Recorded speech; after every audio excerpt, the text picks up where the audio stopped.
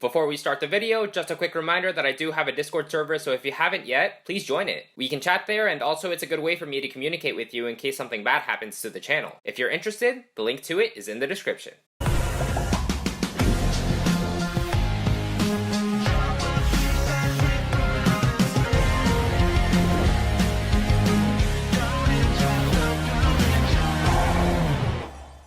Yo, what's up guys, it's OverlordX and I, and welcome to a new Ninjago video. Season 15, Episode 5, The Wrath of Kalmaar, aired in English today, so I thought I'd make a quick review. I'll say my thoughts, the pros and cons, and ultimately, how I would rate the episode on a scale of 1 to 10, 10 being the best.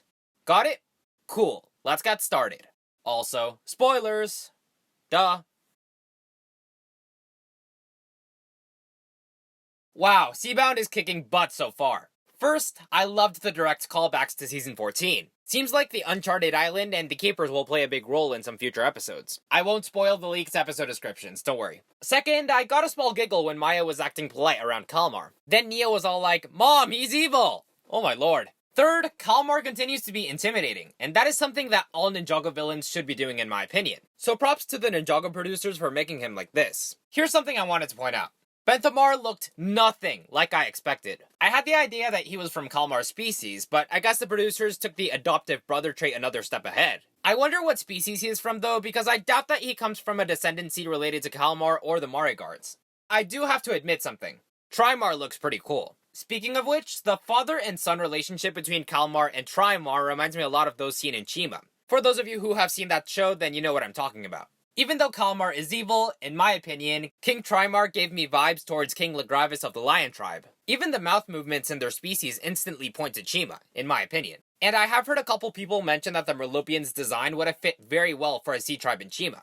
Awesome stuff, honestly. Anyways, the escape scene with Nia and Maya was great. I have already rewatched it a couple times and it gets the adrenaline going through you, so I love that. I also really liked the soundtrack in the background, it was very fitting. The final pro I have to mention, which may be a surprise to some of you, is the J scene. I have heard a couple arguments that it was overdramatic, and I get that, but I got worried for a second. The soundtrack for Zane's death fits so well in my opinion, and this trait in Jay to risk himself for his friends is why I really like him as a character. I wish his Joker personality would come back because that would make him perfect in my opinion, but this. We need more of this type of Jay combined with his jokes. Going back to the scene though, I don't care about it being overdramatic because the worry that was instilled in me is what counts. That's it for pros.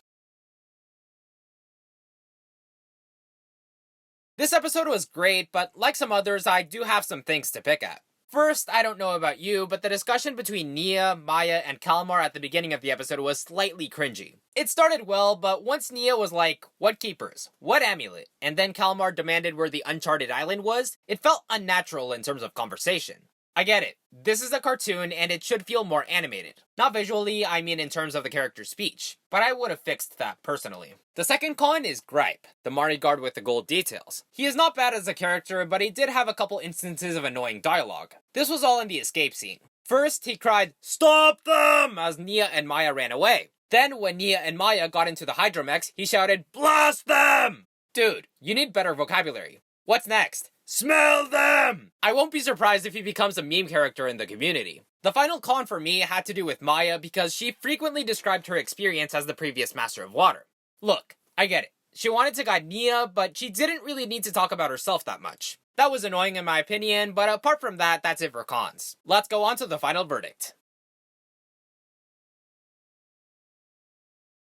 Overall, this episode had lots of great things. I did mention some cons, but for me at least, the good stuff overshadows the bad and makes the episode so exciting. The escape scene will probably be one of my more memorable moments from this season because it was great. I love this episode, but at the same time, I don't want to forget the cons that I have for it, so I'm going to go ahead and give it a 9 out of 10. It's good, but not perfect. Probably one of the better episodes so far, but definitely not the best.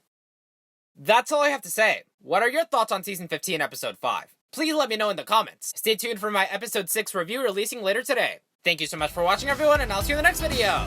Peace out. Bye.